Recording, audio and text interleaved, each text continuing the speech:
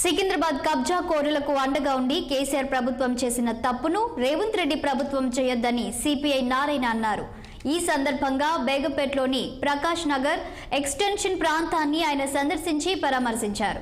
అనంతరం ఆయన మాట్లాడారు. భూ కబ్జా కోరులకు అండగా ఉంటున్న రౌడీలను కట్టడి చేయాలని పోలీసులకు సూచించారు. మాజీ మంత్రి ప్రభుత్వ భూముల ఆక్రమణదారులకు అండగా ఉన్నారని ఆరోపించారు.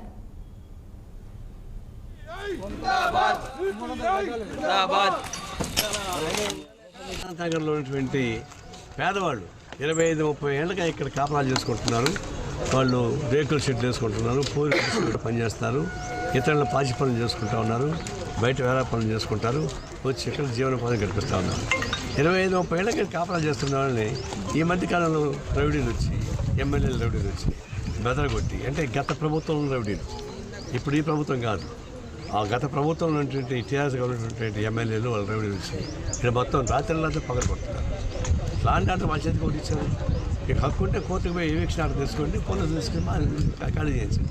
రౌడీలు తీసి ఖాళీ చేస్తారా? అంటే రౌడీల రాజ్యం ఇదేమన్నా? ఇది చాలా దౌర్జన్యం చేస్తారు. రాత్రుల్లో 10 మంది కూర్చొని తాగుతుంటారు, చుట్టుపక్కల ఆడవాళ్ళని బెదిరిస్తూ ఉంటారు. ఇట్లాంటి అసాంఘిక పనులు చేస్తున్నారు. తీవ్రంగా హెచ్చరిస్తున్నాం. వీళ్ళకందరికీ అప్పీల్ చేసేటంటే మీ జాగాలో మీరు వచ్చి మీ షెడ్లు వేసుకోండి, మీ ప్రొటెక్షన్గా మేము ఉంటాము.